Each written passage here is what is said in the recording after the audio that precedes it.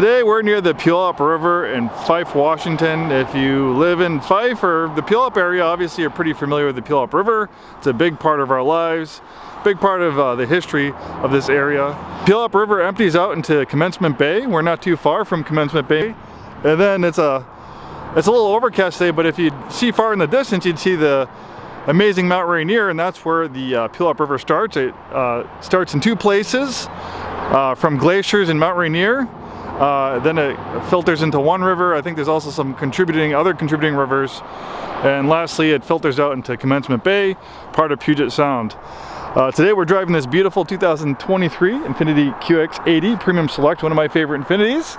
Maybe we can find some nice scenic areas by the Puyallup River in the Puyallup, Tacoma area. See what we can find. Some beautiful spots to take some pictures and learn a little bit more about the amazing Puyallup River, or this beautiful 2023 QX80 Premium Select. All right, we're in the next town over, Puyallup, sharing the same name as the Puyallup River. This is a beautiful little location. You have this nice paved trail to walk along the river. There's a nice glimpse of it right there. You can see there's lots of silt. It's a very silty river. There's lots of sediment and stuff always shifting around. In salmon season, you can see lots of people pretty much shoulder to shoulder and waders catching all sorts of types of salmon and steelhead and stuff like that run up the river. If you love salmon, this is a great river to fish out of. I've never fished out of it personally, but I've seen people pull out some pretty big fish out of this river just driving by, seeing all the people fishing. And yeah, this 23 QX80 Premium Select is a wonderful vehicle to drive around and explore the beautiful Pacific Northwest. Not the beautifulest June day, but after a month of almost sunny weather and 80-degree days, it's nice for a little bit more of a milder day. Still beautiful no matter what. Now we're in the next town over from Puyallup, where the Puyallup River travels through. This one's called Sumner. A beautiful little spot. There's a little back road that I like that runs along the river. Starts in Puyallup and spits you out in the next town over in Sumner. So yeah, just driving along in this 23 QX80 Premium Select. Beautiful little spots. You can see a lot of footprints from critters and all sorts of things. And you can see that the river often changes levels depending on the water and stuff like that at the time of year. This river does flood quite a bit often. This river is known to flood, and looks like the water has come fairly close to the road at certain times. Luckily it's pretty low right now, so we don't have anything to worry about. Right now we're in the I think at the Pacific Algona area, kind of near the border of Auburn, Washington. This is actually called the White River, which is one of the tributaries of the Puyallup River, if I am correct. If I'm not, I'm sure someone will correct me in the comments. Really awesome location. I've discovered this spot. I've never been here before. Kind of in the business park area. I took a turn. I saw on the navigation that there was a river here. I could get close to it for some pictures, and I found this really cool area with a paved walking trail down there. It looks like they have benches and exercise equipment all along the area. Really cool spot. I'm actually gonna have to come back here and explore it with my family. There's a lovely spot to be by the water. There's nothing like the sound of a river. Very soothing. And there's the trusty 23 QX80 Premium Select. Getting towards the end of the day, but maybe I can find one or two more cool spots to take photos. You can see that's that really cool walking trail, exercise equipment, just miles and miles of beautiful place to explore and spend time by the water. So we'll hop in the 23 QX80 Premium Select and see what other beautiful areas we can find along the Puyallup and I guess river and some of its tributaries. Well, I've driven past this cool structure many times now. I was always curious what it was.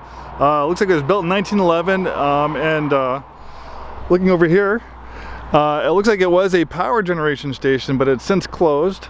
But a lot of history behind it. Part of I guess one of the rivers, the White River, was diverted. They created lake taps, and then they fed water into this power generation station to help create power for the growing communities and stuff like that. Also, it helped create the awesome lake tops, which is a wonderful area. Beautiful houses and stuff like that. Lots of boating and other recreational activities to do, all thanks to this project here. And in response to the ever-increasing demand for electrical power in the Seattle-Tacoma region during the early 20th century, a plan was proposed by the Pacific Coast Power Company to utilize the natural terrain of the plateau to generate hydroelectric power. In 1910, the White River Power Project was launched. It created a large reservoir by flooding 4 of the existing lakes, Kirtley, Crawford, Church, and Taps, to create a much larger lake, Taps. This flooding was accomplished by building approximately 2.5 miles of earthen dikes, which raised the water level by 35 feet, thereby joining the lakes together. By diverting the water from the White River through a diversion dam near Buckley, it was channeled through a series of basins and wind flumes to the reservoir. The water then traveled north through the lake to a penstock tunnel where it exited at the White River Power Station, which is right here at Derringer. After running through the turbines which created the magic of electricity, the water then rejoined the river west of the Derringer and continued to the Puyallup River and Puget Sound. The resulting 14-mile-long lake required some 20 million board feet of lumber to complete necessary miles of flumes, canal linings, and rail trestles. It was an amazing feat that was accomplished in just 20 months by an average of 1,000 men in 17 camps located along the plateau. The power station has since been closed, but the picturesque 2,566-acre Lake Taps remains. What was begun over a century ago at Lake Taps has new beginnings with its purchase in 2009 by Cascade Water Alliance as a future municipal water supply. Agreements with the residents, local tribes, and neighboring cities mean a future with sustainable water for people, water for fish, and water for recreation. Pretty cool stuff. The historic marker was funded by Cascade Water Alliance in celebration of the Centennial of Lake Taps White River Project 1911 and 2011. All right. Well, thank you for joining me on that little excursion. It was about 2 hours. It might not seem like it in the edited down video, but we've been driving along the beautiful Puyallup River and one of its tributaries, the White River. Maybe one of these days we'll make it to one of the other tributaries. I think it's the Carbonaro River. And check out some other cool parts of the Puyallup River, maybe closer to the entrance at the Port of Tacoma. But we're back in Fife.